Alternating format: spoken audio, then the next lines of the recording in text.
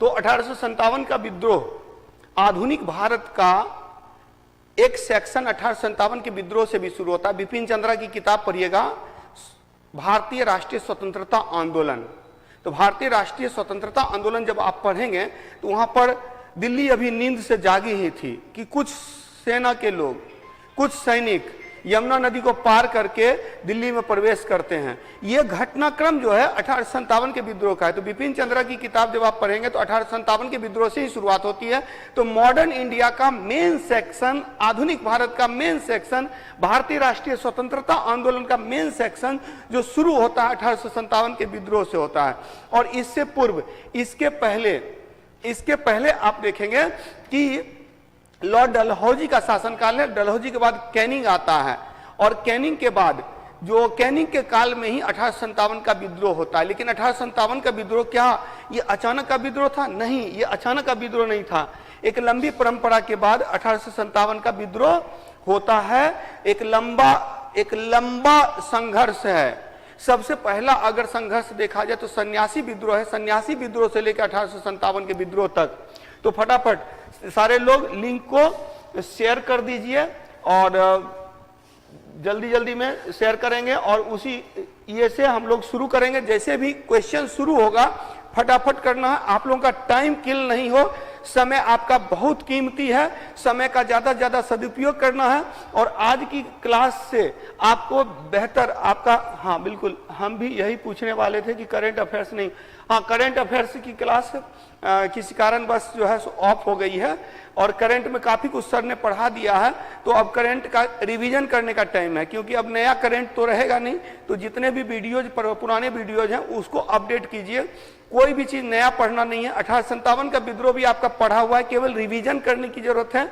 तो हम लोग केवल रिवीजन का काम कर रहे हैं। और जो करंट वाली क्लास अगर होगी, नेक्स्ट डे होगी, तो सूचना उसका मिल जाएगा, नोटिफिकेशन मिल जाएगा। अब ज्यादा से ज्यादा प्रैक्टिस करने की जरूरत है और सेट जरूर मारिए। और हो सके तो अगर आपके लिए संभव हो तो यहाँ आकर टेस्ट जरूर दीजिए। आगे जो नेक्स्ट संडे को 3 बजे से जो टेस्ट हमारी होती है वो कंटिन्यू हो रही है। तो टेस्ट जरूर दें। इस बार का जो क्वेश्चन, मतलब कि क्वेश्चन जो अभी लगातार मैं तैयार कर रहा हूं, तो वो आपके लिए बेहतरीन क्वेश्चन तैयार कर रहा हूं। पिछला दोनों सेट का क्वेश्चन भी मैंने तैयार किया था और इस बार का टेस्ट का क्वेश्चन भी मैंने तैयार किया है। तो आप लोग लगातार बने रहिए। तो कई चीजें होती है, कई लोग होते हैं कि पर्दे के पीछे काम करते हैं। तो आपके लिए पर्दे के पीछे रंजीत सर प्रयास कर रहे हैं, हम लोग प्रयास कर रहे हैं, जितने भी ढेर सारे पदाधिकारी ग्रुप आपके लिए प्रयास कर रहे हैं। तो उनका प्रयास विफल ना हो, इसके लिए आप लगातार बने रहिए। चलिए स्टार्ट किया जाए। तो स्टार्ट किया जाए, क्वेश्चन स्टार्ट कर दिया जाए फटाफट। अभी तक आप लोग लग रहा है कि ज्यादा से ज्यादा शेयर नहीं कर पाए। फटाफट शेयर कीजिए, क्योंकि सर बोले थे कि 25 से करवाएंगे रिवीजन। हाँ बिल्कुल बिल्कुल, रिवीजन क्लास ही चल रही है और ये रिवीजन ही है। यहाँ पर चूंकि क्लासेस वगैरह हो चुकी हैं, वो कंप्लीट हो चुका है। तो हाँ बिल्कुल बिल्कुल रोज लूंगा। थोड़ी सी जो है सो शेड्यूल मेरी गड़बड़ा गई थी। जो सुबह में थोड़ी सी जो अभी कोर्ट का शेड्यूल है कि सुबह 7 बजे से लेकर के 1 बजे तक कोर्ट चलता है। तो थोड़ा सा ट्रेनिंग मेरी चल रही है, तो उसके कारण से सुबह का शेड्यूल, चूंकि ऑफिस के टाइम में तो मैं क्लास ले नहीं सकता हूं। तो जो भी टाइम होगा, जो फ्री होता हूं, तो उसके लिए आप लोगों के लिए जो क्लासेस हम लोग दे पाते हैं। सर की भी छुट्टी, जो रंजीत सर की भी छुट्टी रहती है, तो संडे को ही छुट्टी रहती है। तो रंजीत सर संडे को आपसे रूबरू होते हैं। तो उसी तरह से चलिए तो स्टार्ट किया जाए फटाफट।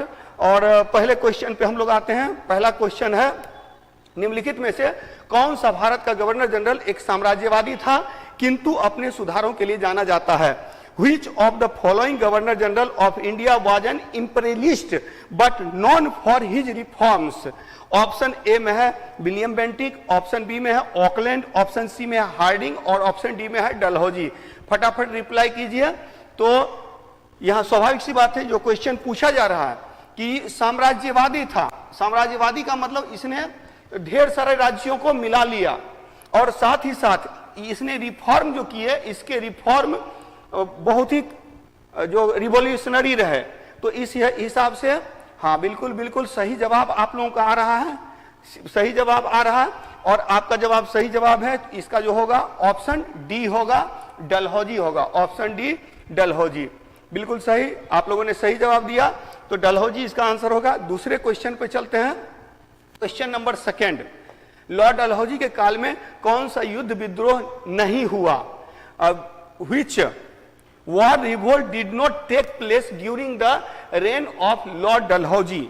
पहला है प्रथम आंग्ल सिख युद्ध, द्वितीय आंग्ल सिख युद्ध, द्वितीय आंग्ल बर्मा युद्ध, संथाल विद्रोह। फटाफट जवाब दीजिए, इसका जवाब दीजिए फटाफट। तो क्वेश्चन है कि लॉर्ड डलहौजी के काल में कौन सा युद्ध विद्रोह नहीं हुआ? तो लॉर्ड डलहौजी का काल भी आप लोग को याद रखना होगा, 1848 से 56, 1848 से 56 तक लॉर्ड डलहौजी का काल है। तो इस बीच में कौन सा विद्रोह या कौन सा विद्रोह नहीं हुआ था? फटाफट जवाब दीजिए। बिल्कुल सही जवाब आप लोग दे रहे हैं। कई लोगों का जवाब सही आया है, लेकिन कुछ लोग गलती कर रहे हैं। ई गलत है, डी भी ई नहीं होगा, इसमें से कोई एक ही होगा। फटाफट जवाब दीजिए। अब देखिए काल देख लेते हैं। जैसे कि संथाल विद्रोह की बात करेंगे, तो जो संथाल विद्रोह है वो 1856 के अबाउट में है, 1856 के अबाउट में। द्वितीय आंग्ल बर्मा युद्ध की बात करेंगे तो यह भी, अच्छा कौन सा नहीं हुआ था? नहीं हुआ तो पूछा जा रहा है। बिल्कुल संथाल विद्रोह 1855-56 की बात है, तो 55-56 में तो थे ये डलहौजी थे, ठीक है। द्वितीय आंग्ल बर्मा युद्ध 1824 की बात नहीं, 1852 की बात है, 1852 की बात है, बिल्कुल डलहौजी का काल है। द्वितीय आंग्ल सिख युद्ध 1848-49 की बात है, बिल्कुल डलहौजी है। तो इसका प्रथम आंग्ल सिख युद्ध 1845-46 की बात है, 45-46 की बात है, और इसका काल 48 से 56 है। जिन जिन लोगों ने ए आंसर दिया, बिल्कुल सही आंसर दिया, तो दूसरा का आंसर ए हो गया। तीसरे क्वेश्चन पे चलते हैं। तीसरा क्वेश्चन, थर्ड क्वेश्चन, बिल्कुल ए सही जवाब है। तीसरे क्वेश्चन पे चलते हैं हम लोग। तीसरा क्वेश्चन है, लॉर्ड डलहौजी को किसके प्रवर्तक के रूप में जाना जाता है? तो किसके प्रवर्तक? Clear, Lord Dalhousie is known as the originator of first सहायक संधि, सब्सिडियरी ट्रीटी, अस्थायी बंदोबस्त, परमानेंट सेटलमेंट, विलय की नीति, पॉलिसी ऑफ मर्जर, अंग्रेजी शिक्षा नीति, पॉलिसी ऑफ इंग्लिश एजुकेशन। ये विलय की नीति को डॉक्ट्रिन ऑफ लैप्स भी कहा जाता है। फटाफट जवाब दीजिए। बिल्कुल एकदम ये क्वेश्चन तो लॉलीपॉप क्वेश्चन था, सभी लोगों ने सही जवाब दिया, सभी सही जवाब दे रहे हैं। बिल्कुल विलय की नीति को इंग्लिश में डॉक्ट्रिन ऑफ लैप्स भी कहते हैं, डॉक्ट्रिन ऑफ लैप्स भी कहा जाता है, डॉक्ट्रिन ऑफ लैप्स। चलिए चौथे क्वेश्चन पे चलते हैं हम लोग। चौथा क्वेश्चन, लॉर्ड डलहौजी के काल में शिक्षा सुधार के लिए कौन सी नीति लाई गई? तो which policy was brought for education reform during the reign of Lord Dalhousie? तो लॉर्ड डलहौजी के समय में कौन सी नीति लाई गई? फटाफट जवाब दीजिए। तो कुछ लोगों का सही जवाब आ रहा है, कुछ लोगों का गलत जवाब आ रहा है। मैकाले मिनट 1833 में ये मैकाले के द्वारा लाया गया था। वुड्स डिस्पैच 1854 में है, हंटर योजना 1882 में है, और सेटलर आयोग 1917 में है। स्वाभाविक बात है, बिल्कुल सही जवाब। जिन जिन लोगों ने बी जवाब दिया, बिल्कुल सही जवाब दिया। Wood's dispatch 1854। और याद रखेंगे ये चारों शिक्षा नीति है। Macaulay minute Lord William Bentinck के समय में, वुड्स डिस्पैच डलहौजी के समय में, हंटर योजना 1880 से 84 ये रिपन का समय था, और सेटलर आयोग ये चेम्सफोर्ड का समय था। चलिए तो अगले क्वेश्चन पे चलते हैं। क्वेश्चन नंबर 5, लॉर्ड डलहौजी ने तोपखाना कलकत्ता से कहां स्थानांतरित किया? तो where did Lord Dalhousie transfer the artillery from Calcutta से कहां ट्रांसफर किया तोपखाना को? Lord Dalhousie. चलिए तो यहां पर ऑप्शन है, A Shimla, B Delhi, 3 C में जयपुर और डी में मेरठ। फटाफट जवाब दीजिए। मेरठ कुछ लोग जवाब दे रहे हैं, कुछ लोग दिल्ली जवाब दे रहे हैं। और शिमला को उन्होंने ग्रीष्मकालीन राजधानी बनाया था, लेकिन बिल्कुल बिल्कुल कुछ लोगों का सही जवाब आ रहा है, सही जवाब आ रहा है मेरठ। तो डी इसका आंसर हो जाएगा, डी इसका आंसर हो जाएगा। ज्यादातर लोगों ने सही जवाब दिया। क्वेश्चन नंबर 5 हो गया, क्वेश्चन नंबर 5 का आंसर हो गया मेरठ। याद रखेंगे शिमला को राजधानी बनाया था, सैनिक मुख्यालय यहां बनाया था, लेकिन तोपखाना जो है वो कलकत्ता से मेरठ स्थानांतरित किया था। छठे क्वेश्चन पे चलते हैं। क्वेश्चन नंबर 6, लॉर्ड डलहौजी ने ब्रिटिश भारत का सैनिक मुख्यालय किसे बनाया था? चलिए इसका सही जवाब देना चाहिए, इसका सही जवाब देना चाहिए। चलिए आप लोग सही जवाब दीजिए। ये इस क्वेश्चन को एक्सप्लेन मैंने थोड़ा कर दिया था। ऑप्शन ए है, तो who made Lord Dalhousie the military headquarter of British India? तो व्हिच प्लेस होना चाहिए, which place was made the military headquarter of British India? Shimla, Delhi, Jaipur और मेरठ? मेरठ बिल्कुल बिल्कुल नहीं, डी गलत है। मेरठ में तोपखाना को ट्रांसफर किया था, मेरठ में सैनिक मुख्यालय नहीं बनाया था। और सैनिक मुख्यालय जो बनाया था वहां ग्रीष्मकालीन राजधानी भी बनाई थी। और आपने 3 इडियट मूवी देखा होगा, उसमें उसी प्लेस पर बैठ करके ये लोग खोज रहे हैं, रेंचो को खोज रहे हैं, और वो था डलहौजी पैलेस। ठीक है, तो डलहौजी जो क्षेत्र है ये याद रखेंगे कहाँ है, शिमला में है, शिमला। ठीक है, और ये जो है आपका ए आंसर, सही आंसर होगा ए, शिमला। जिन जिन लोगों ने ए आंसर दिया बिल्कुल सही आंसर दिया। अगले क्वेश्चन पे चलते हैं। Question number 7, question number 7, Lord Dalhousie के काल में सर्वप्रथम रेलवे सेवा कब शुरू की गई? रेलवे सेवा यानी when was the first railway service started during the reign of Dalhousie? अच्छा एक चीज याद रखेंगे, चूंकि ये क्वेश्चन कई बार पूछा हुआ है तो नजदीक का 1852, 1853, 1854, 1855 यानी 52, 53, 54, 55 क्वेश्चन आता है, क्योंकि ये एकदम पॉपुलर क्वेश्चन है बहुत लोगों का। बिल्कुल बिल्कुल आप लोग सही जवाब दे रहे हैं, बिल्कुल सही जवाब दे रहे हैं। तो इसका आंसर क्या हो जाएगा? तो 7 का आंसर हो जाएगा 1853। जिन जिन लोगों ने बी आंसर दिया बिल्कुल सही आंसर दिया। 7 के बाद क्वेश्चन नंबर 8 पे चलते हैं। क्वेश्चन नंबर 8, भारत में प्रथम रेलवे कहां से कहां तक चलाई गई?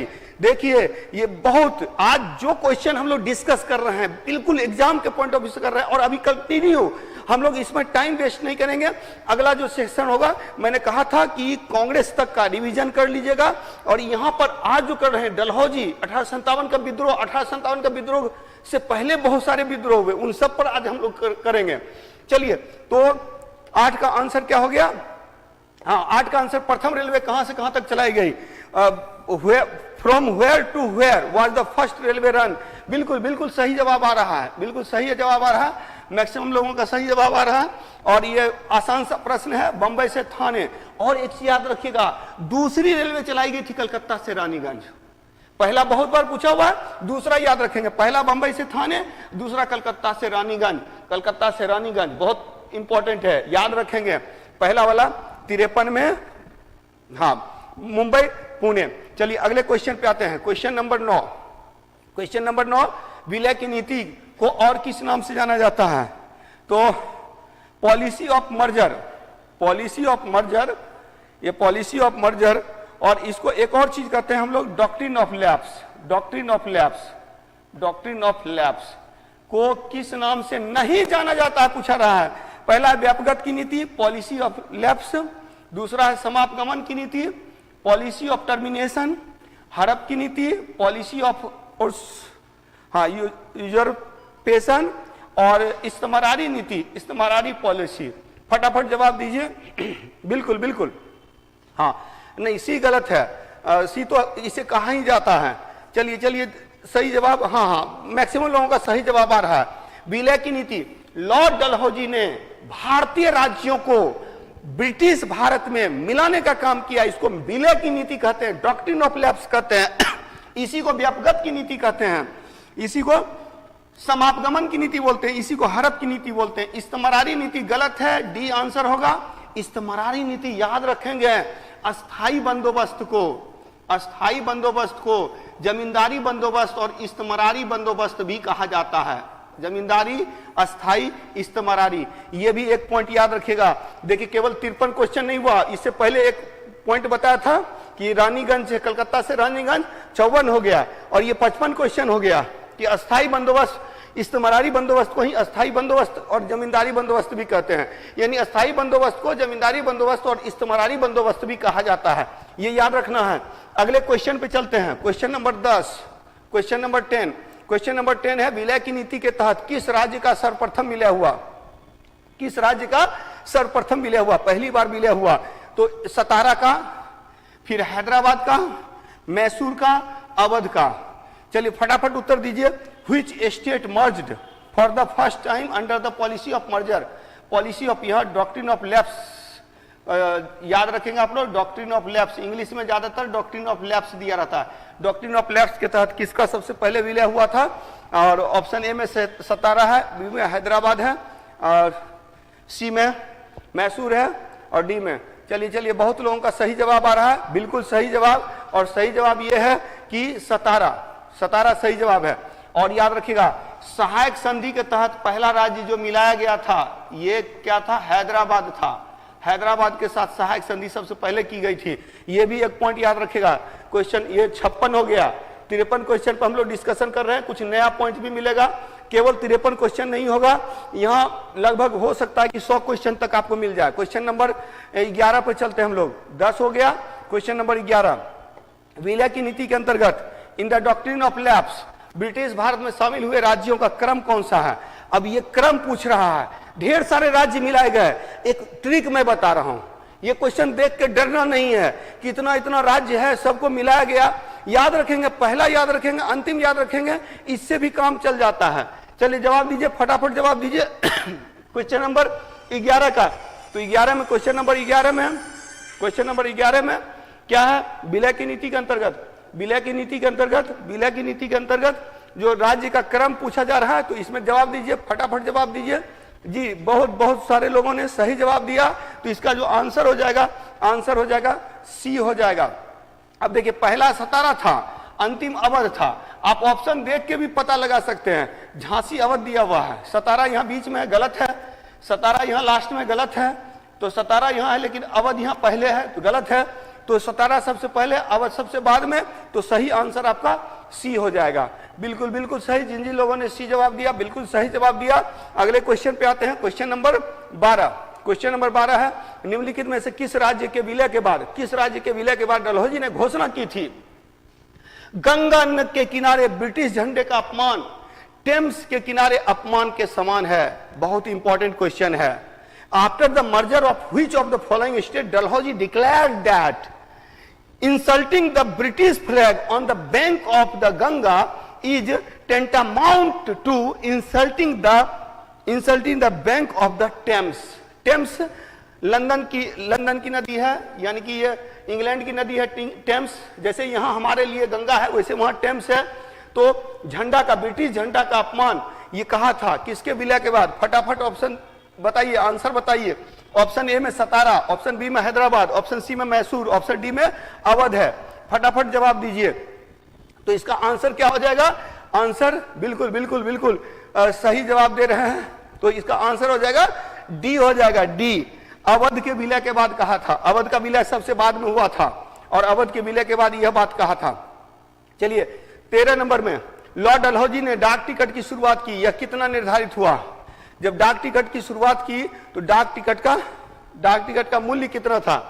ऑप्शन ए में है 2 पैसे, ऑप्शन बी में है 5 पैसे, ऑप्शन सी में है 10 पैसे, ऑप्शन डी में है 15 पैसे। फटाफट जवाब दीजिए, फटाफट जवाब दीजिए। तो कितना था? लॉर्ड डलहौजी ने डाक टिकट की शुरुआत की, तो Lord Dalhousie introduced postage stamps. How much was it determined? 2 पैसे, 5 पैसे, 10 पैसे, 15 पैसे। फटाफट जवाब दीजिए। बिल्कुल बिल्कुल, कुछ लोगों का सही जवाब आ रहा है, डी गलत है। 15 पैसे नहीं हुए थे, मतलब पूरे इंडिया में कहीं भी आप डाक भेज सकते थे और उसका एक निश्चित चार्ज किया गया था। और ये बिल्कुल सही, जिन लोगों ने ए आंसर दिया, बिल्कुल सही आंसर दिया, तो इसका आंसर हो जाएगा, आंसर क्या हो जाएगा? आंसर हो जाएगा 2 पैसे, 2 पैसे। अगला चलते हैं, और लॉर्ड डलहौजी को उनके समाज सुधार के लिए नहीं, समाज सुधार के लिए नहीं, समाज सुधार के लिए बेंटिक को जाना जाता है, प्रशासनिक सुधार के लिए लॉर्ड डलहौजी को जाना जाता है। तो इसने डाक की शुरुआत की, इसने रेलवे की शुरुआत की, इसने टेलीग्राफ लाइन बिछाया, तो ये सारी चीजें, डाक तार स्टार्ट किया। तो ये सारी चीजें, पब्लिक वर्क डिपार्टमेंट, तो लोक निर्माण विभाग की शुरुआत की, तो ये सारा काम ये इसी का है। 14 नंबर, लॉर्ड डलहौजी ने सार्वजनिक निर्माण विभाग, आ गया सार्वजनिक निर्माण, पब्लिक वर्क डिपार्टमेंट को किस विभाग से अलग किया? ऑप्शन ए में रेल विभाग, बी में डाक विभाग, सी में डाकटार विभाग, ऑप्शन डी में सैनिक विभाग। क्लियर? तो Lord Dalhousie separated the public work department from which department? फटाफट जवाब दीजिए, फटाफट जवाब दीजिए। तो इसका है railway department, postal department, postal नहीं, यहां टेलीग्राम डिपार्टमेंट होना चाहिए, टेलीग्राम। ये डाकटार विभाग है, टेलीग्राम डिपार्टमेंट, और ये मिलिट्री डिपार्टमेंट। फटाफट फटाफट, मैक्सिमम लोगों का गलत आ रहा है। नहीं नहीं नहीं भाई, पोस्टल नहीं, यहाँ निर्माण कार्य है। अभी भी देखिएगा कुछ कुछ जो जगह होता है, जो पहाड़ी इलाके होते हैं, वहां पर निर्माण कार्य कौन करता है? तो आप इससे भी मैंने हिंट कर दिया है, जवाब दीजिए। बिल्कुल बिल्कुल बिल्कुल, कुछ लोगों का सही जवाब आने लगा है, तो इसका आंसर हो जाएगा डी। जिन जिन लोगों ने डी आंसर दिया, बिल्कुल सही आंसर दिया है, तो इसका आंसर हो जाएगा डी, सैनिक विभाग। सैनिक विभाग से अलग करके सार्वजनिक निर्माण विभाग की शुरुआत की थी किसने? लॉर्ड डलहौजी ने। अगले क्वेश्चन पाइए, भारत में प्रथम डाकतार किन स्थानों के मध्य प्रारंभ हुआ? किन स्थानों के मध्य प्रारंभ हुआ? तो दिल्ली से आगरा, कलकत्ता से आगरा, बंबई से थाने, कलकत्ता से रानीगंज। फटाफट फटाफट उत्तर दीजिए। तो हाँ हाँ, बिल्कुल बिल्कुल बिल्कुल, कई जगह यहाँ डाकतार है, प्रथम डाकतार। ये थोड़ा सा इसको ठीक कर लेंगे। टेलीग्राम स्टार्ट, फर्स्ट टेलीग्राम कहां से कहां डाकतार पहला। पता है पहले के जमाने में जब तार आता था, टेलीग्राम आता था, तो लोग डर जाते थे, कोई अति महत्वपूर्ण सूचना को ही भेजा जाता था। लेकिन डाकतार की शुरुआत कहां से हुई? जल्दी सूचना भेजने की शुरुआत डाकतार। अब तो एसएमएस कर देते हैं। टेलीग्राम सेवा शुरू हुई थी डलहौजी काल में। बिल्कुल बिल्कुल बिल्कुल, डी गलत आंसर है। कलकत्ता से रानीगंज नहीं, ये तो दूसरी बार रेलवे चलाई गई थी। बिल्कुल बिल्कुल, कुछ लोग सही आंसर दे रहे हैं। हाँ हाँ बिल्कुल। तो प्रथम डाकतार, रट्टा मार लीजिए, डाकतार विभाग, टेलीग्राफ जो बिछाया गया था वो कलकत्ता से आगरा। तो सही जवाब होगा क्या? कलकत्ता टू आगरा। जिन जिन लोगों ने बी आंसर दिया, बिल्कुल सही आंसर दिया, बिल्कुल सही बिल्कुल सही। हाँ हाँ बिल्कुल, कलकत्ता से आगरा। चलिए अगले क्वेश्चन पे आते हैं। अगला क्वेश्चन है, लॉर्ड डलहौजी के काल में टेलीग्राफ विभाग के महानिदेशक कौन बने? चलिए जवाब दे दीजिए, तब समझ में आएगा। और यहाँ पर जो चारों व्यक्ति हैं, हाँ बिल्कुल नया क्वेश्चन है, तो ये सीखने को मिलेगा आपको, बहुत लोगों को नहीं पता होगा। और लॉर्ड डलहौजी के काल में टेलीग्राफ विभाग के महानिदेशक, who became the director general of telegraph department in the Dalhousie period? चलिए जवाब दीजिए। ए आउटरम, नहीं भाई गलत है। चलिए ये क्वेश्चन का हो सकता है कि बहुत लोग आंसर ना दे सकें। बिल्कुल B C D, A B C D सब आंसर दे रहे हैं। चलिए देख लेता हूं इसका आंसर क्या होगा। मैक्सिमम लोग गलत जवाब दे रहे हैं। चलिए मैं बता देता हूं और इसको याद कर लीजिए। टेलीग्राफ विभाग की स्टार्ट किया था किसने? डलहौजी ने। और इसका हेड बना था ओ सेंगनेसी। ओ सेंगनेसी रट जाइए, बीएल ग्रोवर की किताब में दिया हुआ है। तो ओ सेंगनेसी जो है इसके हेड बने थे। तो सी जवाब जिन जिन लोगों ने दिया सही जवाब दिया, मैक्सिमम लोगों का आंसर गलत हो गया है। चलिए अगले क्वेश्चन पे हम लोग चलते हैं। तो टेलीग्राफ लाइन शुरू किया था, कहां से कहां? दो क्वेश्चन यहां से बनेगा। पहली टेलीग्राफ लाइन कहां से कहां पहला टेलीग्राफ जो भेजा गया था कहां से कहां? तो कलकत्ता से आगरा। और दूसरा कि इसके हेड कौन बने? ओ सेंगनेसी। अगले क्वेश्चन पे चलते हैं हम लोग। अगला क्वेश्चन है 1857 के विद्रोह को। चलिए हम लोगों का खत्म हो गया क्या? डलहौजी।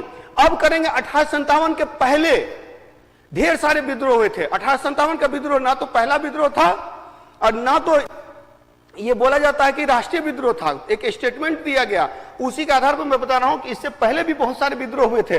फटाफट बाकी लोग लाइव हो जाइए, अभी असली सेशन शुरू हो रहा है। हालांकि डलहौजी बहुत इंपॉर्टेंट था आपके लिए, लेकिन यहां से अक्सर क्वेश्चन आते हैं और लोग कंफ्यूज होते हैं। आज के वीडियो को बार बार आपको देखने की जरूरत है, क्योंकि यहाँ बहुत सारे कॉन्सेप्ट क्लियर होंगे। हाँ रिविजन, अच्छा रिविजन ये आपका हो जाएगा। चलिए फटाफट, तो क्वेश्चन क्या है? क्वेश्चन क्या है? चलिए ऑल आउट चलिए तो ये 1857 के विद्रोह को प्रथम स्वतंत्रता आंदोलन किसने कहा था? ये तो बहुत आसान क्वेश्चन है, प्रथम स्वतंत्रता आंदोलन। और इसी में देखिए दो व्यक्ति आपके लिए इंपॉर्टेंट हैं, और ये चारों इंपॉर्टेंट है, चारों के बारे में हम लोग देखेंगे, लेकिन फटाफट आंसर दीजिए। किसने कहा था प्रथम? बिल्कुल बिल्कुल बिल्कुल सही जवाब आ रहा है, मैक्सिमम लोगों ने सही जवाब दिया। 1857 के विद्रोह, who called the revolt of 1857 the first freedom movement? तो हु कॉल्ड?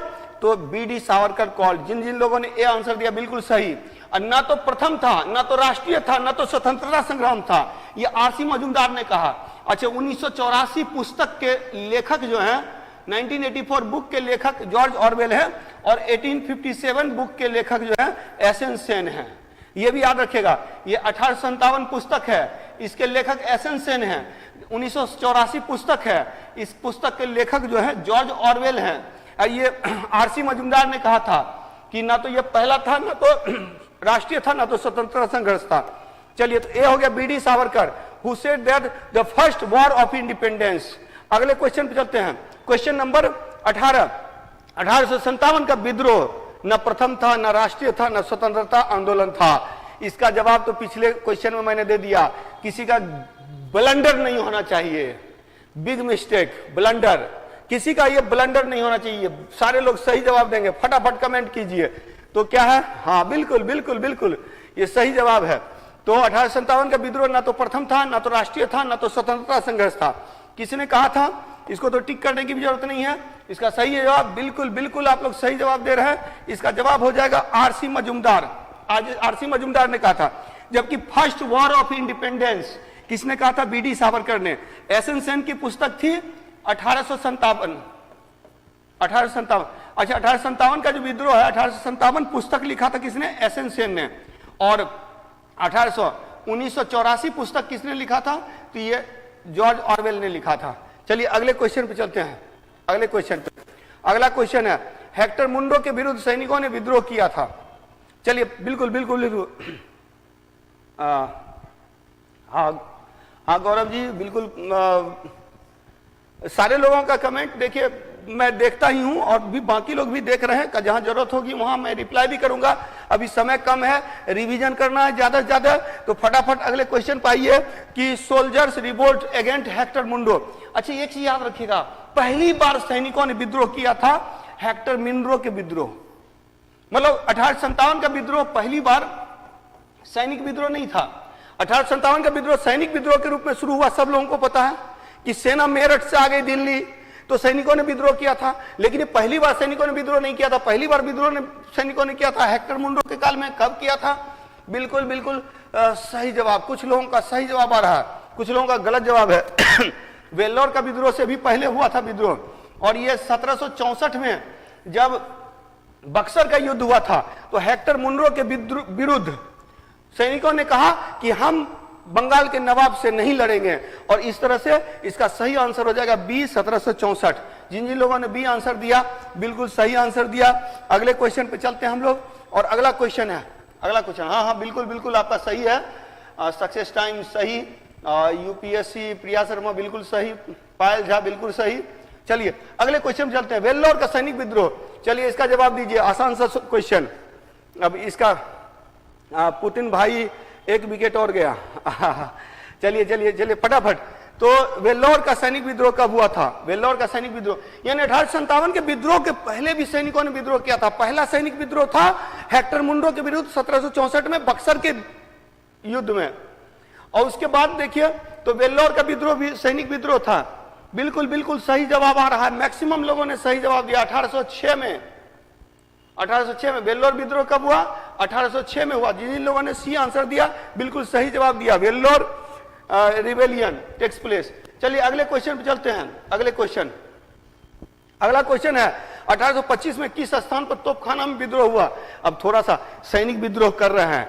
1764 याद था आप लोगों को, हेक्टर मुंडो। 1806 वेल्लोर का विद्रोह भी याद था। अगला ये वाला बता दीजिए तब समझूंगा। 1825 में किस स्थान पर तोपखाना में विद्रोह हुआ था? In which place 1825 there was a rebellion in artillery. जवाब दीजिए, जवाब दीजिए, फटाफट जवाब दीजिए।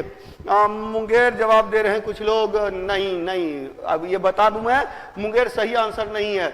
चलिए तो देखता हूं कितने लोग सही जवाब दे रहे हैं। चलिए कुछ लोग सही जवाब दे रहे हैं। हाँ हाँ हाँ, बिल्कुल बिल्कुल, कुछ लोगों का सही जवाब आ गया। याद रखेंगे असम में बी, जिन जिन लोगों ने सही जवाब दिया वो बी जवाब दिया, बिल्कुल सही जवाब दिया। तो असम में 1825 में असम के तोपखाना में विद्रोह हुआ था, असम के तोपखाना में विद्रोह हुआ था। अगले क्वेश्चन चलते हैं। 1849-50 में किस सैनिक छावनी में विद्रोह हुआ था? किस सैनिक छावनी में विद्रोह हुआ था 1849-50 में? चलिए देखते हैं। हालांकि दिमाग लगाइएगा तो बन जाएगा, अदरवाइज ये गलत हो जाएगा। दिमाग लगाइए, ये 1849-50 की बात हो रही है, 1849-50 की बात हो रही है। चलिए, तो बी असम नहीं, ये तो अगला क्वेश्चन पे आ गए हम लोग। चलिए ठीक है, तो आप लोगों का जो जवाब आ रहा है 1849-50, मैक्सिमम लोग सही जवाब नहीं दे पाएंगे यहाँ पर बस, लेकिन ध्यान रखिएगा 1857 के विद्रोह के पहले जो सैनिक विद्रोह हुए थे, उसी सैनिक विद्रोह की कड़ी में ये मैं बता रहा हूं सबसे पहले। ठीक है, बिल्कुल बिल्कुल बिल्कुल, ए जवाब नहीं, ए गलत है। 34वीं एनआई नहीं है, नेशनल नेटिव इन्फेंट्री, पैदल सेना नहीं, इसका सही जवाब होगा डी होगा सही जवाब, गोविंदगढ़ रेजिमेंट। अब थोड़ा मैं बता दे रहा हूं कि इसका आंसर 1849 में किस राज्य का विलय हुआ था? पंजाब का विलय हुआ था। तो पंजाब के विरुद्ध जो गोविंदगढ़ था, वहां पर सिख सैनिकों ने विद्रोह किया था। तो इसका सही जवाब हो जाएगा डी हो जाएगा। अगले क्वेश्चन पे हम लोग चलते हैं, नेक्स्ट क्वेश्चन पे चलते हैं। ठीक है, अगला क्वेश्चन ये आसान है। ब्रिटिश शासन के विरुद्ध भारत का प्रथम संगठित नागरिक विद्रोह है। ये जवाब बिल्कुल, इसका गलत जवाब देंगे, इसका मतलब कि आप लोगों का कॉन्सेप्ट क्लियर नहीं है। अगर कॉन्सेप्ट क्लियर है तो इसका आंसर बिल्कुल सही होगा। चलिए देखें कि कितने लोग सही देते हैं। कीपैड काम नहीं कर रहा है सीखने। चलिए अगले ये पे चलते हैं हम लोग। क्वेश्चन क्या है?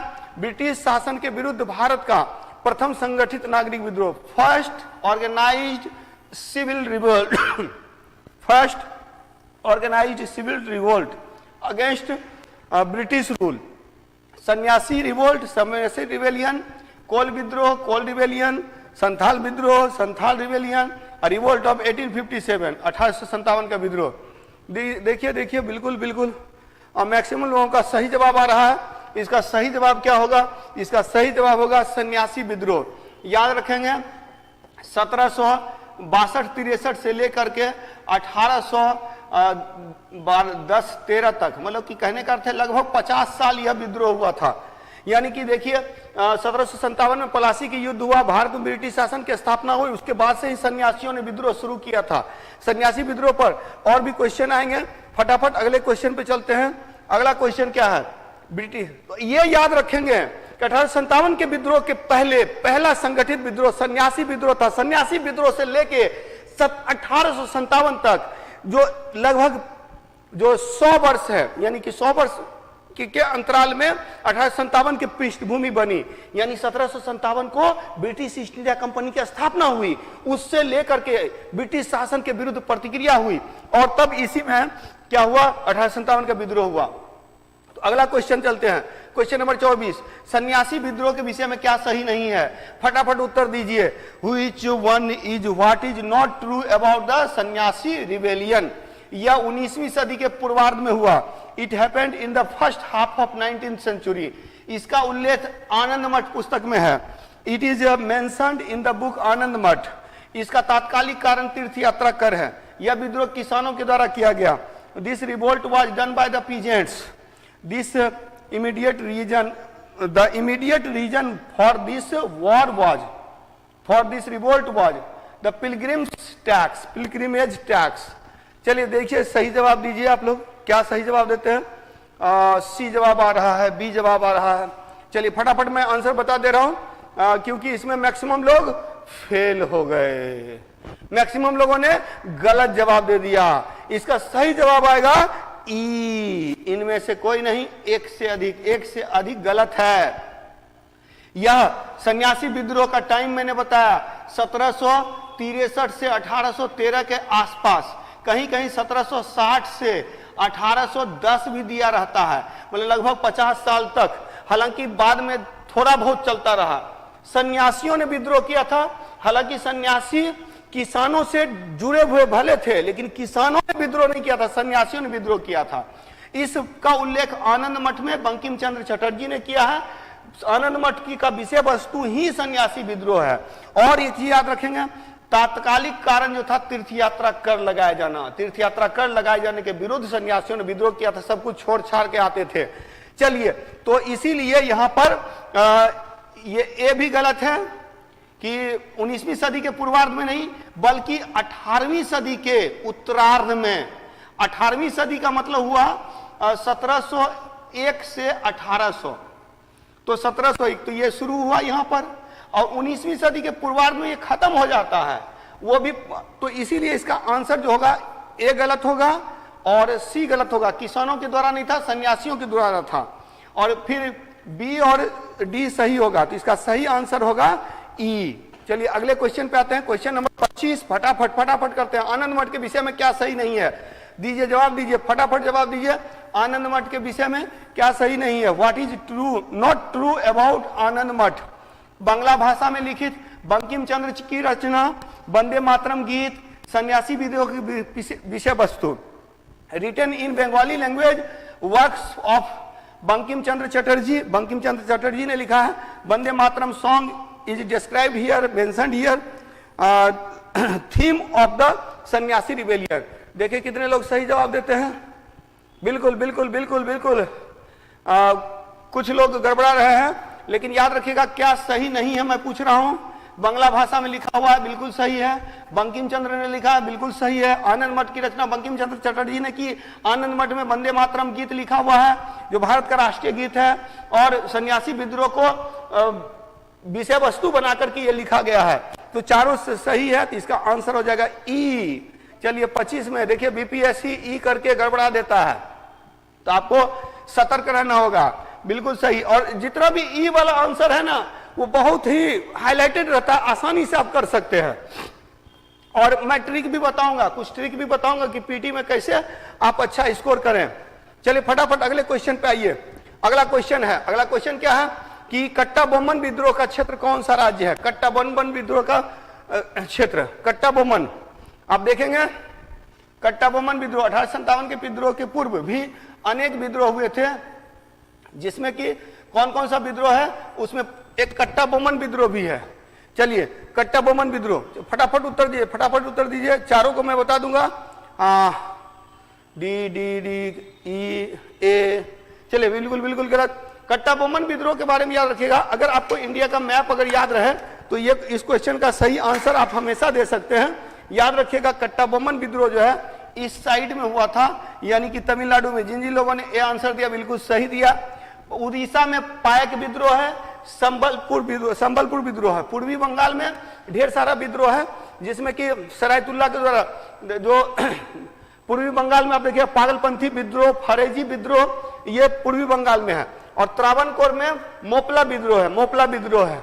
चलिए, तो जो मालाबार का तट है, त्रावणकोर वाला जो क्षेत्र है उस साइड में। और तो इसका सही आंसर हो जाएगा कट्टा बोमन विद्रोह तमिलनाडु में। तो 26 का सही आंसर, 26 का सही आंसर क्या हो गया? कट्टा बोमन तमिलनाडु। अगले क्वेश्चन पाइए फटाफट। 27 नंबर, रामोसी विद्रोह का नेतृत्व किसने किया? रामोसी विद्रोह मैं बता दूं, महाराष्ट्र क्षेत्र में रामोसी विद्रोह हुआ था, रामोसी विद्रोह। चलिए बिल्कुल बिल्कुल बिल्कुल फटाफट जवाब दीजिए। रामोसी विद्रोह, who led the Ramosi rebellion? Sarayatulla, Karim Shah and Tipu, Syed Ahmad, Chittur Singh and Umaji. जवाब दीजिए फटाफट। चारों को मैं एक्सप्लेन कर दूंगा, बहुत बहुत बहुत इंपॉर्टेंट है। चलिए तो फटाफट जवाब दीजिए। तो सरायतुल्ला ने किसका नेतृत्व किया था? बिल्कुल आप लोगों का जो जवाब आ रहा है, हाँ देखते हैं कि कितने लोग सही जवाब देते हैं। फटाफट फटाफट। चलिए तो देखते हैं, ए बी भी आ रहा है, डी भी आ रहा है। चलिए तो इसका सही आंसर होगा डी, चित्तूर सिंह और उमाजी। चित्तूर सिंह और उमाजी, चित्तूर सिंह और उमाजी ने इसका विद्रोह का नेतृत्व किया था, रामोसी विद्रोह। रामोसी विद्रोह कहां हुआ था? महाराष्ट्र क्षेत्र में हुआ था, महाराष्ट्र क्षेत्र में। याद रखेंगे ये जो सरायतुल्ला है ना, सरायतुल्ला के बारे में आप लोग याद रखिएगा कि सरायतुल्ला और दुदू मियां ने पूर्वी बंगाल में फरेजी आंदोलन, फरेजी। करीम शाह और टीपू की जब हम लोग बात करेंगे याद रखेंगे करीम शाह और टीपू पागलपंथी विद्रोह, पागलपंथी विद्रोह। सैयद अहमद जो है, ये सैयद अहमद आपका वहां पर है जो बंगाल में ही है। सैयद अहमद वहाबी आंदोलन, अच्छा ये खानदेश और उत्तर भारत में ये वहाबी आंदोलन है, वहाबी आंदोलन। तो बच गया चित्तूर सिंह। याद रखिएगा रामोसी विद्रोह कहां हुआ, महाराष्ट्र क्षेत्र में। एकदम रिवीजन करने का टाइम है, फटाफट अगले क्वेश्चन पे चलिए। Question number 28। तो बहुत कम लोगों का सही हुआ, लेकिन कोई बात नहीं है, यहां से चीजें क्लियर होते जाएंगी। चलिए अगले पे आते हैं हम लोग। निम्नलिखित में से कौन सा सुमेलित है?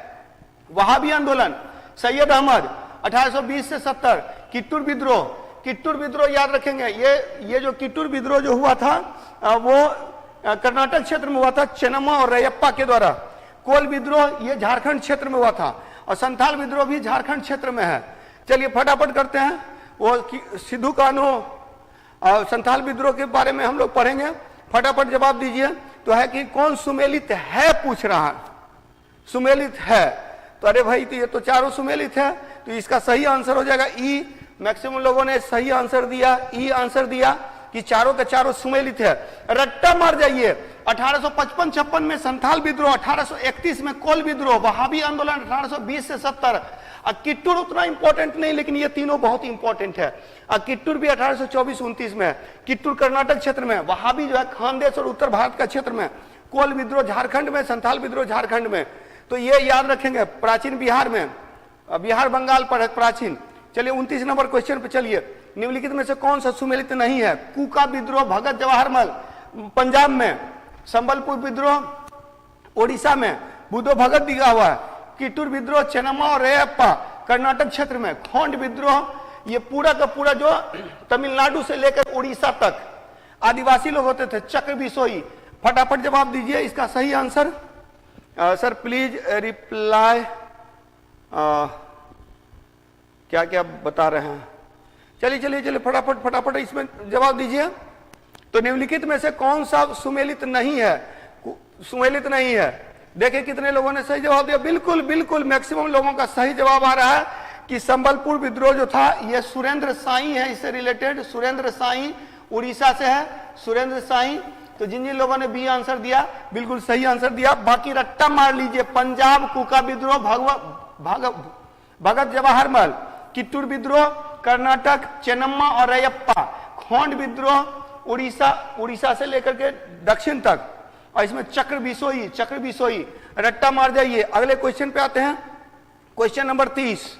नंबूदरी ब्राह्मण जमींदारों के विरुद्ध मोपला मुसलमान किसानों ने विद्रोह किया था, किस तट पर किया था? इसका जवाब मैंने दे दिया था। आप लोग इसका सही जवाब देंगे, नहीं जवाब देंगे तो ब्लंडर होगा।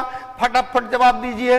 तो क्वेश्चन क्या है? क्वेश्चन है मोपला मुसलमान किसानों ने, इसी को हिंदू मुस्लिम विद्रोह, हिंदू मुस्लिम झगड़ा का नाम देने का अंग्रेजों ने प्रयास किया, लेकिन हिंदू मुस्लिम झगड़ा नहीं था। ये जमींदारों के विरुद्ध किसानों का विद्रोह था, और इसको लोग क्या किए कि ब्राह्मणों के विरुद्ध मुसलमानों का विद्रोह करने का जो कोशिश किए, तो ये गलत था। तो बताइए फटाफट आंसर। बिल्कुल सही जवाब आ रहा है। मैक्सिमम लोगों ने सही जवाब दिया। मालाबार तट पर केरल में नंबूदरी ब्राह्मण जमींदारों के विरुद्ध मोपला मुसलमान किसानों ने विद्रोह किया था, और इसका टाइम पीरियड भी मैंने बता दिया था। मोपला विद्रोह क्लियर। और 1836-54 के बीच। चलिए अगले क्वेश्चन पे चलिए। Question number 31। खुर्दा के राजा तथा जगबंधु ने किस विद्रोह का नेतृत्व किया? ऑप्शन ए में है पाइक विद्रोह, ऑप्शन बी में है फरेजी विद्रोह, ऑप्शन सी में है सन्यासी विद्रोह, ऑप्शन डी में पागलपंथी। याद रखिएगा पागलपंथी पश्चिम बंगाल में पागलपंथी, फरेजी भी पश्चिम बंगाल में है, पाइक विद्रोह उड़ीसा में है, और सन्यासी विद्रोह भी बंगाल में है। फटाफट जवाब दीजिए। खुर्दा के राजा और जगबंधु ने किस विद्रोह का नेतृत्व किया था? थोड़ा हार्ड क्वेश्चन है, इसलिए इसका जवाब मैं ही दे देता हूं। इसका याद रखेंगे, यह पाइक विद्रोह है। पाइक विद्रोह उड़ीसा में जगबंधु और खुर्दा के राजा के द्वारा, और उड़ीसा से ही संबंधित एक विद्रोह है, और वो विद्रोह संबलपुर विद्रोह, जिसका नेतृत्व किया था सुरेंद्र साई ने। अगले क्वेश्चन पे चलते हैं। क्वेश्चन नंबर 31 के बाद क्वेश्चन नंबर 32। वहाबी आंदोलन का नेतृत्व किसने किया था? Who led the Wahabi movement? Wahabi आंदोलन का नेतृत्व किसने किया था? Who led the Wahabi movement? Syed Ahmad, Sarayatullah, Karim Shah और टीपू? करीम शाह और टीपू? करीम शाह और टीपू?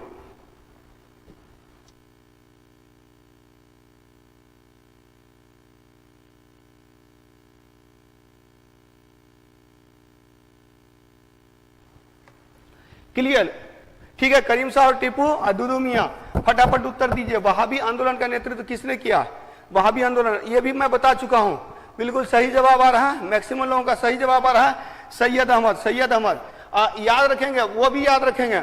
सरायतुल्लाह, सरायतुल्लाह कहां में? फरैजी आंदोलन में। करीम शाह और टीपू पागलपंथी विद्रोह में। सरायतुल्लाह और दुदू मियां का है फरैजी आंदोलन। चलिए आगे चलते हैं। अगला क्वेश्चन, विद्रोहों के प्रारंभ होने का कौन सा क्रम सही है? ये क्रम बताना है, ये हार्ड क्वेश्चन है। चलिए, तो इसमें कोई दिक्कत नहीं है, कोई दिक्कत नहीं। इसमें मैं ईस्वी सन बता दे रहा हूं, सबका ईस्वी सन बता दे रहा हूं। जैसे संथाल विद्रोह की बात करेंगे तब उसी से क्लियर हो जाएगा। पहले तो याद रखेंगे कि इसका सही आंसर क्या होगा। क्वेश्चन नंबर 33 जो है, देखिए शुरुआत जो होती है पायक से शुरुआत होती है, संथाल पे जाके लास्ट करती है। संथाल 1855-56 में है, 1855-56 में संथाल विद्रोह है। जब पायक विद्रोह की बात करेंगे तो पायक विद्रोह 1804-06 में है, 1804-06 में पायक विद्रोह। जो किट्टूर विद्रोह है वो किट्टूर विद्रोह 1824-29 में है, 1824-29 में किट्टूर विद्रोह है। और कुका विद्रोह पंजाब में हुआ था, कुका विद्रोह 1845-72 में, 1845-72 तक चला था। ठीक है, तो इसका सही आंसर हो जाएगा सी। और सी थोड़ा सा इसको मेमोराइज कर लेंगे, याद कर लेंगे। बिल्कुल बिल्कुल सी जवाब जिन जिन लोगों ने दिया, सही जवाब दिया। अगले क्वेश्चन पे चलते हैं। क्वेश्चन नंबर 33 के बाद क्वेश्चन नंबर 34, भील विद्रोह का क्षेत्र कौन सा था? भील विद्रोह का क्षेत्र कौन सा था? तो which of the area of Bhil rebellion? Khandesh, Punjab, Assam, Tamil Nadu. देखें कि सही जवाब कौन कौन देता है। भील विद्रोह, भील विद्रोह बीच में होता है भील विद्रोह। तो भील विद्रोह कहां हुआ था? फटाफट उत्तर दीजिए। भील विद्रोह याद रखेंगे ना, भील जो थे।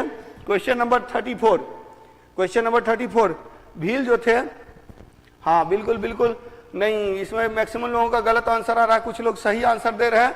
भील विद्रोह का जो क्षेत्र है, अच्छा इसका देखिए क्षेत्र मैं बता दे रहा हूं। अगर इसको सही ढंग से अगर देखेंगे, कुका विद्रोह जो था, कुका यहाँ पे था, यहाँ कट्टा बोमन था। चलिए इसमें मैं बता रहा हूँ, भील विद्रोह इस क्षेत्र में है और ये क्षेत्र मध्य वाला क्षेत्र है। ऑप्शन देख के बताइए। तो इसमें आंसर हो जाएगा खानदेश। असम में अहोम विद्रोह हुआ था, पंजाब में कुका विद्रोह हुआ था, तमिलनाडु में कट्टा बोमन विद्रोह हुआ था। तो सबसे पहले कट्टा बोमन से शुरू होता है और खत्म होता है संथाल विद्रोह पे। संथाल विद्रोह के बाद 1857 का विद्रोह होता है। रट्टा मार जाइए, शुरुआत होता है कट्टा बोमन के बाद पायक है, पायक के बाद जो है फरैजी है, फरैजी के बाद जो है पागलपंथी है। तो ये एक क्रम में भी याद रखेगा, कट्टा बोमन, पायक, फरैजी, बेलूठम्पी, वहाबी, रामोसी, पागलपंथी, किट्टूर विद्रोह, संबलपुर विद्रोह, राजू विद्रोह, कोल विद्रोह, मोपला विद्रोह, कुका विद्रोह और संथाल विद्रोह। इतने विद्रोह नागरिक विद्रोह हो चुके थे। 1857 का विद्रोह न पहला सैनिक विद्रोह था, न पहला नागरिक विद्रोह था। ये नागरिक विद्रोह हो चुके थे, इससे पहले सैनिक विद्रोह हो चुके थे।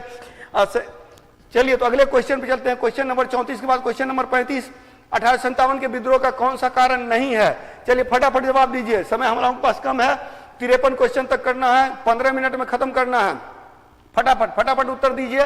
तो क्वेश्चन है 1857 के विद्रोह का कौन सा कारण नहीं है? नए फौजदारी और दीवानी कानून, अवध का विलय, ब्रिटिश भूमि बंदोबस्त, अंग्रेज सैनिकों का सहयोग। बताइए, ये मजेदार क्वेश्चन है। अगर जवाब सही नहीं देंगे बाद में माथा पीटेंगे कि गलत जवाब दे दिया।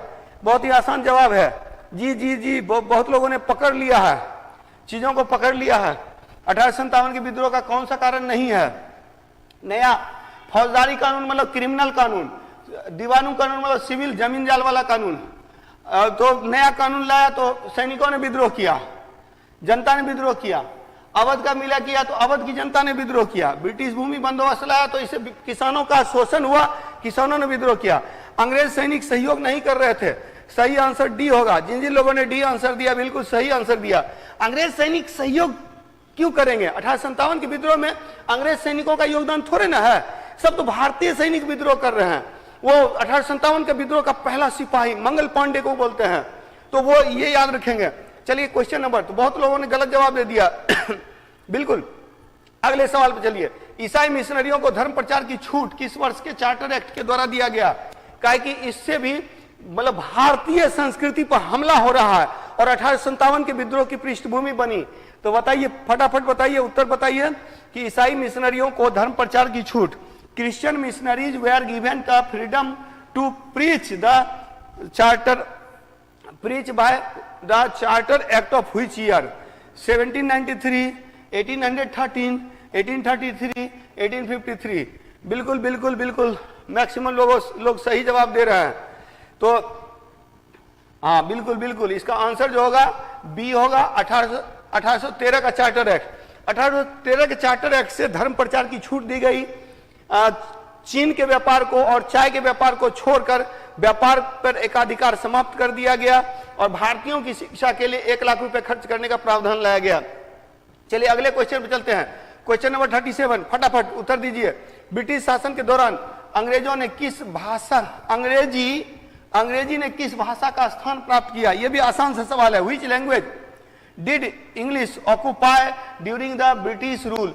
ब्रिटिश रूल जब आई तो कौन सा लैंग्वेज पहले था जिसके स्थान पर, यानी official language was English during the British rule. Before British rule which language was the official language? Hindi, Bangla, Sanskrit, Farsi. आसान सा सवाल है, आसान सा सवाल है, फटाफट जवाब दीजिए, फटाफट जवाब दीजिए कि क्या आंसर होगा। 37 का आंसर क्या होगा? बी गलत आंसर है, बांग्ला नहीं है।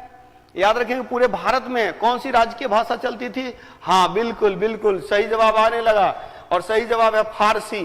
फारसी की जगह पर अंग्रेजी को, इसको भी संस्कृति में हस्तक्षेप माना गया कि अंग्रेजी भाषा ऑफिशियल लैंग्वेज बन गया, जबकि यहाँ पर पहले फारसी लैंग्वेज था।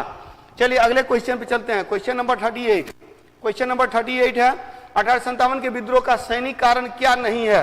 विच was not the military reason for revolt of 1857? Military cause नहीं है, कौन सा कॉज नहीं है? अब इसमें भी मैक्सिमम लोग फेल हो जाएंगे, मुझे पता है। जवाब दीजिए, फटाफट जवाब दीजिए, देखता हूं कि कितने लोग सही जवाब देते हैं और मुझे पता है मैक्सिमम लोग फेल हो जाएंगे। 1857 के विद्रोह का सैनिक कारण कौन सा नहीं है? पेंशन का अंत, पदोन्नति में अंतर, वेतन में अंतर, चर्बी युक्त कारतूस का प्रयोग। बताइए, जवाब दीजिए, फटाफट जवाब दीजिए। इसका आंसर मुझे लग रहा है कि मैक्सिमम लोग गलत देंगे। अरे 1-2 लोगों ने सही जवाब दे दिया, अब बताइए। हाँ हाँ हाँ बिल्कुल बिल्कुल बिल्कुल, कुछ लोग सही आंसर दे रहे हैं। तो याद रखेंगे, चर्बी युक्त कारतूस का प्रयोग हुआ तो सैनिकों ने विद्रोह किया। वेतन, अंग्रेज सैनिकों को ज्यादा वेतन, भारतीय सैनिकों को कम वेतन, तो सैनिकों ने विद्रोह किया। अंग्रेज सैनिकों को तुरंत पदोन्नति मिलती थी, प्रमोशन मिलता था, भारतीय को नहीं मिलता था, तो सैनिकों ने विद्रोह किया। पेंशन का अंत गलत, जब रिटायर कर जाएगा पेंशन मिलेगा तो वो काहे विद्रोह करेगा भाई?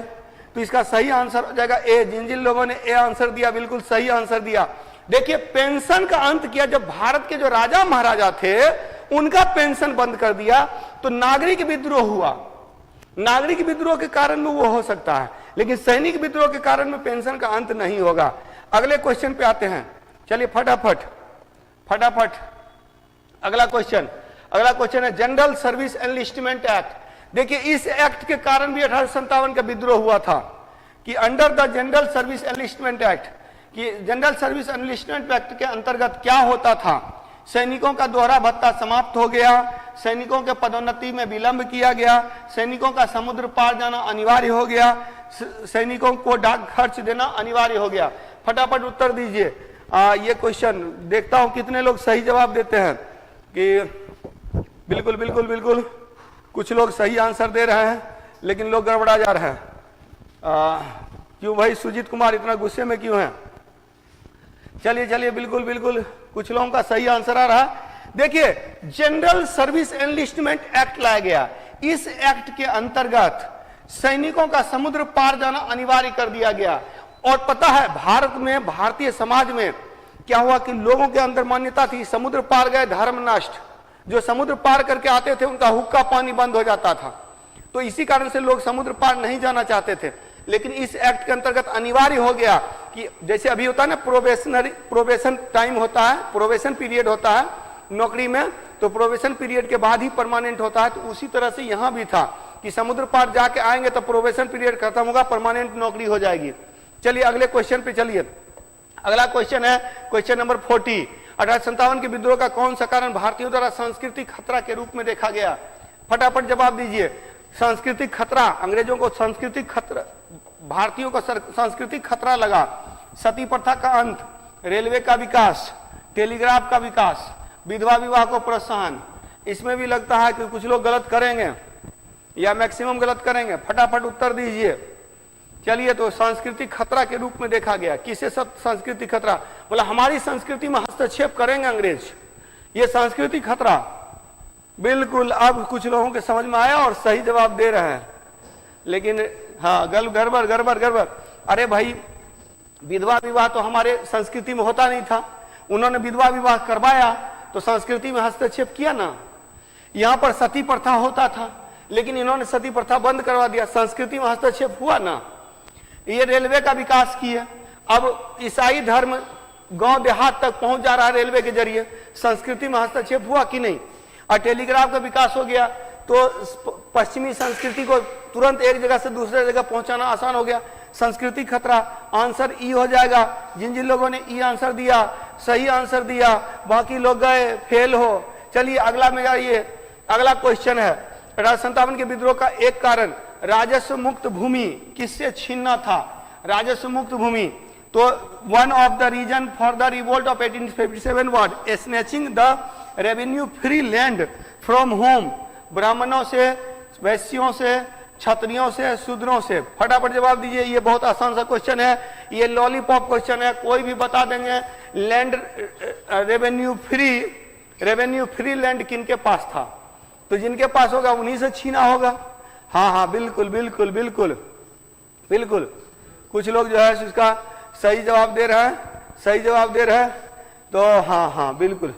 तो चलिए इसका याद रखिएगा, ब्राह्मणों से, ब्राह्मण को जो दान में दी जाती थी भूमि वो रेवेन्यू फ्री होती थी, तो ब्राह्मणों से भूमि ले ली गई। तो अब ब्राह्मणों ने क्या किया कि विद्रोह में नेतृत्व किया और भड़काया लोगों को कि 1857 का विद्रोह करो। विद्रोह का एक कारण ये था। 1857 विद्रोह का तात्कालिक कारण कौन सा था? ये भी लॉलीपॉप क्वेश्चन, इसका जवाब सब लोग सही देंगे, सब लोग सही देंगे, ठीक है। कोई जवाब दे रहे हैं सब बोरा में सब बोरा में, तो हाँ चलिए आगे देखिए। तो 1857 के विद्रोह का तात्कालिक कारण कौन सा था? तात्कालिक कारण यहाँ पर बोला जा रहा है इमीडिएट कॉज ऑफ 1857। तो शोषणपूर्ण प्रणाली, ये तो दीर्घकालीन है। रैयतवारी बंदोबस्त, ये भी दीर्घकालीन है। लघु उद्योगों का विनाश, उसके बाद है चर्बी युक्त कारतूस का प्रयोग। चलिए फटाफट, हाँ बिल्कुल बिल्कुल सही जवाब दे रहे हैं, लॉलीपॉप क्वेश्चन है। चर्बी युक्त कारतूस का प्रयोग, एनफील्ड राइफल का प्रयोग किया गया ब्राउन बेस बंदूक के जगह पर, तो जिसके कारण से विद्रोह हुआ। चर्बी युक्त, मुसलमानों को जानकारी मिली कि सुअर का चर्बी और हिंदुओं को जानकारी मिली गाय की चर्बी, इसके कारण से इन लोगों ने विद्रोह किया। अगले क्वेश्चन पे चलिए, क्वेश्चन नंबर 43, बस 53 तक करना, फटाफट फटाफट जवाब दीजिए। 1857 के विद्रोह का तात्कालिक कारण किस प्रकार के बंदूक का प्रयोग किया जाना था? ये तो मैंने अभी तुरंत आंसर बता दिया, ये कोई गलत नहीं बताएंगे, बिल्कुल सही जवाब होना चाहिए। 1857 के विद्रोह का तात्कालिक कारण कौन बंदूक का प्रयोग था? AK-47, browser, brown base, Enfield rifle. चलिए फटाफट जवाब दीजिए। बिल्कुल बिल्कुल आप लोगों का सही जवाब आ रहा है, हाँ बिल्कुल सही जवाब। 43 का सही आंसर एनफील्ड राइफल। याद रखिएगा, पहले ब्राउन बेस बंदूक प्रयोग होता था, ब्राउन बेस बंदूक के स्थान पर एनफील्ड राइफल लाया गया। एनफील्ड राइफल, एनफील्ड राइफल में चर्बी युक्त कारतूस का प्रयोग होता था, जिसके कारण से विद्रोह हुआ। चलिए 44, चलिए अगला क्वेश्चन 44। 1857 के विद्रोह को किसने सैनिक विद्रोह कहा? Who told revolt of 1857 the military revolt? Military revolt बोला गया, मिलिट्री रिवोल्ट बोला गया। 1857 के विद्रोह का सैनिक विद्रोह किसने कहा था? LER रीज ने, जवाहरलाल नेहरू ने, सर जॉन सील ने, सर सैयद अहमद खान ने। तो इसका जो सही जवाब होगा, मैक्सिमम लोग फेल हो जाएंगे। चलिए चलिए जवाब दीजिए फटाफट। The revolt of 87 was called military rebellion. किसने कहा था, किसने कहा था? जवाब दीजिए फटाफट। चलिए तो इसको जवाब जो है, हाँ मैक्सिमम लोग, चलिए मैक्सिमम लोग फेल हो गए। हाँ हाँ हाँ हाँ, सर जॉन सील ने भी कहा था और सर सैयद अहमद खान ने भी कहा था। इसका आंसर सी और डी दोनों होगा, तो इसलिए इसका आंसर ई होगा। LER रीज ने कहा था धर्मांधों का ईसाइयों के विरुद्ध विद्रोह, धर्मांधों का। और जवाहरलाल नेहरू ने इसे सामंतवादी विद्रोह कहा था, सामंतशाही विद्रोह कहा था। तो फ्यूडल रिवोल्ट कहा था, फ्यूडल रिवोल्ट कहा था, सामंतशाही विद्रोह कहा था किसने? जवाहरलाल नेहरू ने। सर सैयद अहमद खान और सर जॉन सील ने कहा था। और यहीं पे याद रखिए बेंजामिन डिज़रेली ने कहा था राष्ट्रीय विद्रोह। तो इस तरह से अलग अलग लोगों ने अलग अलग कहा था। LER रीज ने कहा था कि यहाँ के भारत के जो हिंदू और मुसलमान है धर्मांध है, धर्म में अंधे हैं, तो धर्मांधों ने ईसाइयों के विरुद्ध विद्रोह किया। तो ये पश्चिमी संस्कृति से प्रेरित है। जबकि सैनिक विद्रोह कहा था सर जॉन सील ने और सर सैयद अहमद खान ने। अगले क्वेश्चन पाइए, क्वेश्चन नंबर 45। बेंजामिन डिज़रेली ने अभी तुरंत इसका उत्तर मैंने दे दिया था। ये तो बिल्कुल सही जवाब देंगे सब लोग, फटाफट जवाब दीजिए कि 1857 के विद्रोह को बेंजामिन डिज़रेली ने क्या कहा था? नागरिक विद्रोह, सामंतशाही विद्रोह, हिंदू मुस्लिम षड्यंत्र, राष्ट्रीय विद्रोह। फटाफट जवाब दीजिए, फटाफट जवाब दीजिए, फटाफट जवाब दीजिए। और बिल्कुल बिल्कुल बिल्कुल बिल्कुल कुछ लोगों ने सही जवाब दिया है, कुछ लोगों ने सही जवाब दिया है। मैंने इसका आंसर पिछले में बता दिया था, राष्ट्रीय विद्रोह कहा था। सी जिन लोगों ने दिया सही जवाब दिया। JL नेहरू ने कहा था सामंतशाही विद्रोह, हिंदू मुस्लिम षड्यंत्र कहा था। ऑट्रम और टेलर ने कहा था। और नागरिक विद्रोह, तो नागरिक विद्रोह बहुत सारे लोग बोलते हैं नागरिक विद्रोह, हालांकि नागरिक विद्रोह एग्जैक्ट इसमें कोई नहीं है। तो नागरिक विद्रोह सिविल रिवोल्ट। चलिए फटाफट 1857 के विद्रोह का सैनिक नेता कौन था? देखें कि कितने लोग सही जवाब देते हैं। 1857 के विद्रोह का सैनिक नेता, अब ऑप्शन में है बहादुर शाह, बी में है बख्त खां, सी में नाना साहब और डी में है मौलवी अहमदुल्ला। मैक्सिमम लोग सही जवाब, हाँ नहीं देखता हूं कितने लोग सही जवाब देते हैं। कुछ लोगों का जवाब सही आने लगा है। 1857 के विद्रोह का सैनिक नेता, हालांकि देखिएगा 1857 के विद्रोह के पहले सैनिक मेरठ से आ गए दिल्ली और बहादुर शाह जफर को अपना नेतृत्व सौंप दिया, तो हेड बना दिया। लेकिन सैनिक नेतृत्व एक व्यक्ति के हाथ में रही। वो व्यक्ति कौन था? हाँ बिल्कुल बिल्कुल, कुछ लोगों का सही जवाब है बख्त खां था। बख्त खां याद रखेंगे, बख्त खां जो था वो सेना का नेतृत्व कर रहा था। सेना का नेतृत्व कौन कर रहा था? बख्त खां। अच्छा, बख्त खां के बारे में एक और पॉइंट याद रखिएगा कि बख्त खां ने क्या किया था? सेना का नेतृत्व किया था। सेना का नेतृत्व किया था बख्त खां। और क्या हुआ था कि बख्त खां बरेली से सैनिकों को दिल्ली लाया था। बख्त खां बरेली से दिल्ली आया था। बरेली से दिल्ली सेना आई थी इसके नेतृत्व में। चलिए अगला क्वेश्चन चलते हैं, क्वेश्चन नंबर 47। बरेली में 1857 के विद्रोह के नेता कौन थे? अच्छा, उसमें एक चीज और याद रखें, बाकी लोग भी आपके लिए इंपॉर्टेंट है। जो 46 का जो क्वेश्चन किया था, इसमें एक चीज याद रखेगा, नाना साहब कानपुर में है, मौलवी अहमदुल्ला जो है वो फैजाबाद से आए, फैजाबाद से। बरेली से बख्त खां है। चलिए ठीक है, अगले क्वेश्चन पे चलते हैं, क्वेश्चन नंबर 47। बरेली में 1857 के विद्रोह का नेतृत्व कौन किया था? कदम सिंह, खान बहादुर खान, राव तुलाराम और लियाकत अली। देखिए, सेना को लेकर बरेली से बख्त खां चला गया, बाद में बरेली में किसने नेतृत्व किया, ये क्वेश्चन है। ये फटाफट जवाब दीजिए। इसका सही जवाब देखते हैं कि कितने लोग देते हैं। तो किसने किया था? बरेली से कौन आया था? और बहुत ही इंपॉर्टेंट है, बहुत ही इंपॉर्टेंट है। बिल्कुल बिल्कुल, बहुत सारे लोगों ने सही जवाब दिया है। कदम सिंह के बारे में याद रखिएगा, कदम सिंह मेरठ से सेना चली गई, तो मेरठ में नेतृत्व किया था किसने? कदम सिंह ने। लियाकत अली ने इलाहाबाद में किया था, इलाहाबाद में। और तुलाराम ने कहाँ किया था? हरियाणा में किया था, हरियाणा में। तो बिल्कुल सही जवाब दिया आप लोगों ने। खान बहादुर खान है, ये बरेली में विद्रोह का नेतृत्व किया था। विद्रोह का, नागरिक विद्रोह का नेता खान बहादुर खां, सैनिक विद्रोह का नेता बख्त खां जो वहां से चला आया दिल्ली।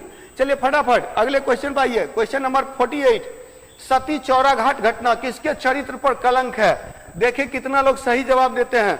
और ये पता है ये BL ग्रोवर किताब में ये दिया हुआ है, कई जगह पर दिया हुआ है। सती चौरा घाट की घटना, एक व्यक्ति है जिसके चरित्र पर कलंक है। चरित्र पर कलंक का मतलब धोखे से अंग्रेजों को मार देना, तो चरित्र पर कलंक वही होता है। जैसा कि आपने देखा होगा कि शेरशाह के चरित्र पर कलंक था जब वो एक जगह पर जो राजपूत सेना को क्या किया था, राजपूत सेना को बोला कि इधर से निकल जाने के लिए, एक गली से निकल जाने के लिए आगे सैनिक बैठे हुए थे, सबका कत्लेआम कर दिए थे। तो धोखे से मारना कलंक होता है चरित्र पर। तो सती चौरा घाट की घटना, हुज कैरेक्टर इज सती चौरा घटना इंसिडेंट इज स्टिग्मा, किसके ऊपर कलंक है? फटाफट जवाब दीजिए। देखूं कितने लोग सही जवाब दे रहे हैं। बिल्कुल बिल्कुल बिल्कुल नहीं, नाना साहब गलत है, इसका सही जवाब होगा, चलिए हाँ बिल्कुल बिल्कुल, क्वेश्चन नंबर 48। तो क्वेश्चन नंबर 48 का जो सही जवाब हो जाएगा वो हो जाएगा, कौन सा सही बात है? नाना साहब के चरित्र पर कलंक है।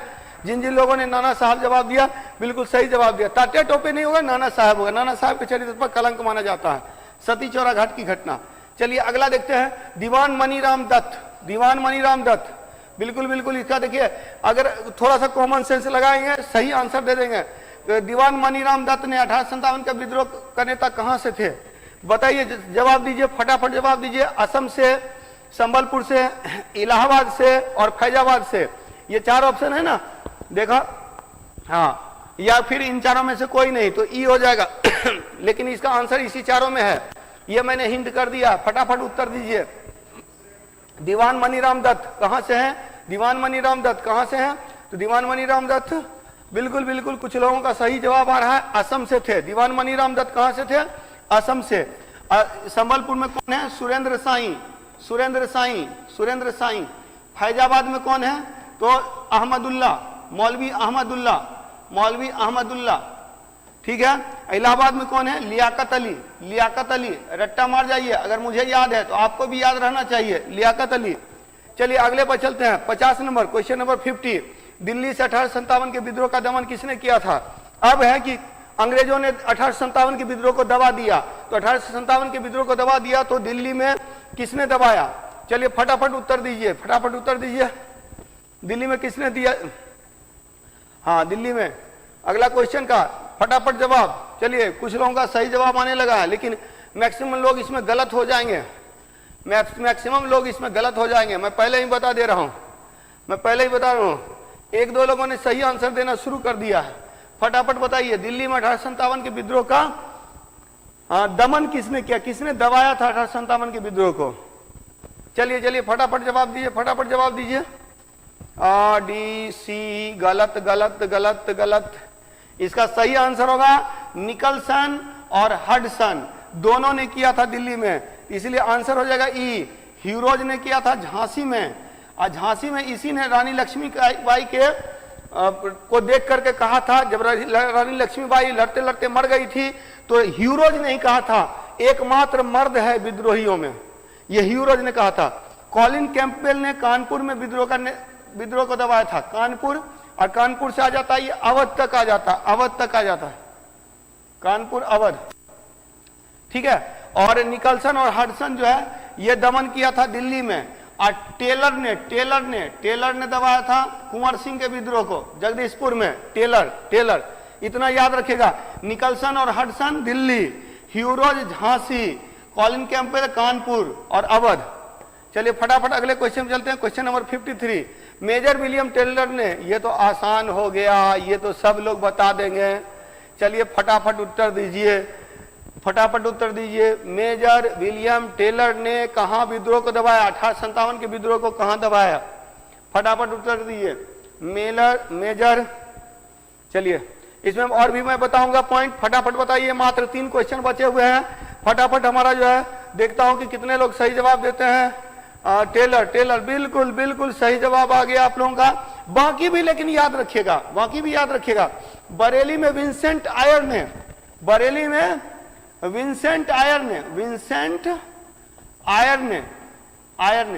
बिल्कुल। इलाहाबाद में याद रखेंगे, इलाहाबाद में कर्नल नील और हैवलॉक ने नील और हैवलॉक ने। आज निकलसन हडसन तो सबको याद ही हो गया, और फैजाबाद में रेनाल्ड ने। चलिए फटाफट अगले क्वेश्चन पे चलते हैं। तो क्वेश्चन का आंसर हो जाएगा ए। अगला क्वेश्चन जिन लोगों ने टेलर दिया जवाब, हाँ, द ग्रेट रिवेलियन के लेखक कौन है? द ग्रेट रिवेलियन 1857 के विद्रोह पर बहुत सारी पुस्तकें लिखी गई थी, जिसमें एक पुस्तक है द ग्रेट रिवेलियन। बताइए सही जवाब बताइए, फटाफट सही जवाब दीजिए कि इसका उत्तर क्या होगा। S N Sen, Ashok Mehta, R C Majumdar, B D Savarkar. फटाफट जवाब दीजिए, फटाफट। 3-4 किताब है जो आपके लिए इंपॉर्टेंट है। फर्स्ट वॉर ऑफ इंडिपेंडेंस से क्वेश्चन आता है, वो बीडी सावरकर की पुस्तक है।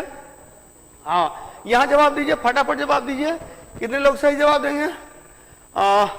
एसएन सेन गलत है, इसका सही आंसर होगा बिल्कुल। कुछ लोगों का सही आंसर आ रहा है, हाँ बिल्कुल। तो जिन लोगों ने आंसर बी बताया, सही आंसर बताया, अशोक मेहता सही आंसर होगा। एसएन सेन की पुस्तक है 1857 नाम से ही पुस्तक लिखा था इसने।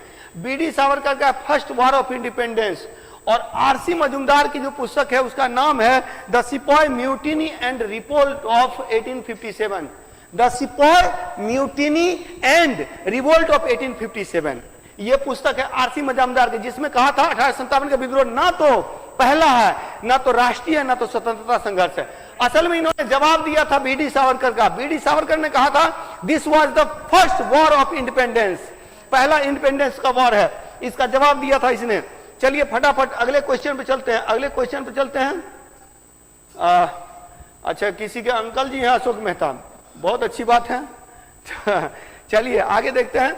और लास्ट क्वेश्चन, आज का लास्ट क्वेश्चन, 1857 के विद्रोह के किस नेता को फांसी हुई? देखते हैं कि सही जवाब कौन है, सही जवाब कौन सा है।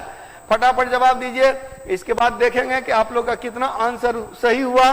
और जो लोग भी लास्ट में आए हैं तो फिर से वीडियो को जरूर देख लीजिएगा, बहुत ही महत्वपूर्ण है।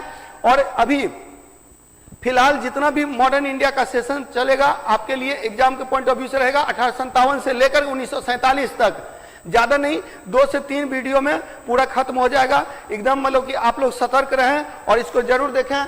देखते हैं कि कितने लोगों ने सही जवाब दिया।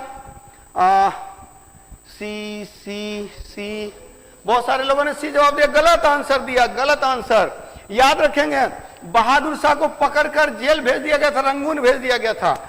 बख्त खान लड़ते लड़ते मर गए थे। नाना साहब नेपाल भाग गए थे, पता है, अवध की बेगम के साथ में भाग गए थे नेपाल। ठीक है, अवध की बेगम को लेकर भाग गए नेपाल। तो याद रखेंगे, नाना साहब और अवध की बेगम जो थी वो नेपाल भाग गए और यहाँ बच गए। और युद्ध में हमारे कुंवर सिंह मारे गए, बख्त खां मारे गए, और तब फांसी किनको पड़ा? मौलवी अहमदुल्लाह को फांसी पड़ा, तात्या टोपे को फांसी पड़ा। बिल्कुल, जिन लोगों ने डी आंसर दिया बिल्कुल सही आंसर दिया। अब फटाफट बता दीजिए अपने स्कोर को। और आप लोग जो है, हाँ, नेक्स्ट जो है वेट करेंगे, आगे हम लोग अगला सेशन करेंगे और 1947 तक का सेशन करेंगे। लगातार बने रहिए। मिशन 50 IAS की शुभकामनाएं आप लोगों के साथ कि आप लोगों का रिजल्ट इस बार हो। तो हम लोग चाहते हैं कि ज्यादा से ज्यादा रिवीजन आपको करवा सकें और इसी रिवीजन से आपका बेड़ा पार होगा। अब कोई नया चीज पढ़ने की जरूरत नहीं है, केवल रिवीजन करने की जरूरत है। और इतिहास में सारी चीज आप लोगों ने पहले से पढ़ रखा है, तो केवल रिवीजन करना है। अच्छा, संडे को 66 BPSC इंटरव्यू पर एक सेमिनार है। जिन जिन लोगों का 66 का मेंस निकल गया है उन सबको हमारी ओर से बहुत बहुत शुभकामनाएं और बधाई। और आप लोग जो है सभी अपना रजिस्ट्रेशन करवा लें, क्योंकि यहाँ पर जितने भी पदाधिकारी लोग हैं आप लोगों को इंटरव्यू की तैयारी करवाएंगे, आप लोगों का मॉक इंटरव्यू लेंगे। और मिशन 50 IAS बिल्कुल निःशुल्क जो यह प्रयास कर रही है, निःशुल्क रूप में आप लोगों को जो स्टडी मटेरियल दे रही है, तो उसको आगे से आगे बढ़ाना है। और जिन जिन लोगों ने 66 BPSC का मेंस क्वालिफाई किया है उन लोगों को फिर से हम बधाई देते हैं और आपके जो सिलेक्शन की कामना करते हैं। बिल्कुल संडे को हमारे सेमिनार में जरूर शामिल हों। संडे को, रविवार को रंजीत सर के मार्गदर्शन में जो क्लासेस होंगी, सेमिनार होंगी, उस सेमिनार का लाभ उठाएं। और बाकी पदाधिकारी लोग भी, सारे पदाधिकारी लोग हमारे साथ जुड़े हुए हैं जो चाहते हैं कि आप लोग अपना बेहतरीन प्रदर्शन करें साक्षात्कार के स्तर पर। तो ठीक है, इतना ही रखते हैं।